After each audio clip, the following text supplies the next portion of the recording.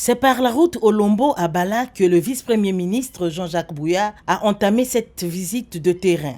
Ici, les travaux d'aménagement et de bitumage de cette route de 51,217 km se focalisent actuellement sur la construction du pont sur la rivière Como. Réalisé à 77% par la société CRBC, les travaux de ce pont en béton armé d'une portée de 78 mètres s'exécutent à pas souhaité. Nous avons commencé par visiter la route en construction, Olombo à Bala, surtout les tronçons en exécution et notamment le pont sur la Como, un pont important.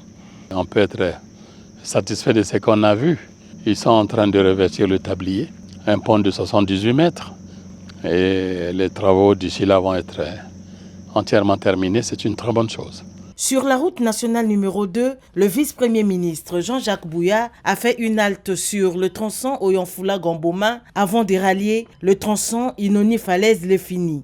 Sur ces deux tronçons, la société CSEC est à pied d'œuvre. Nous sommes ici sur un projet important. C'est la reconfiguration de la RN2, son élargissement et sa consolidation, qui nécessite des travaux importants, mais dans les endroits les plus délicats.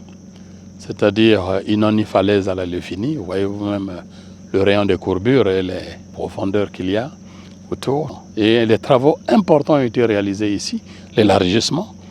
Vous avez vu aussi les ouvrages de transfert, l'eau récupérée le long de la voie, mis dans ces fossés que vous voyez et transférée vers les points bas. Et les traitements des points bas que vous avez vus par là-bas, avec des collecteurs de plus de 225 mètres et surtout des profondeurs de 80 à 85 mètres qui sont presque en train d'être entièrement traités. Il faut savoir que les travaux d'élargissement à cet endroit avaient débuté à la petite saison sèche, autour de février-mars, et un ralentissement voulu pendant les saisons fortes de pluie, parce que sinon tout ce qui est en train d'être mis en œuvre maintenant pouvait être emporté. Et là, les travaux ont repris avec plus d'efficacité, mais ralenti par le fait que nous devions faire un effort financier, parce que c'est la saison propice pour régler cette question. Donc ici, on n'a pas le choix que de pouvoir régler cette question. C'est pour ça que nous sommes venus voir, parce qu'en réalité, nous devons tout faire, tout mettre en œuvre, trouver évidemment des ressources financières adéquates pour régler cette situation, parce qu'en saison de pluie, tout peut être emporté.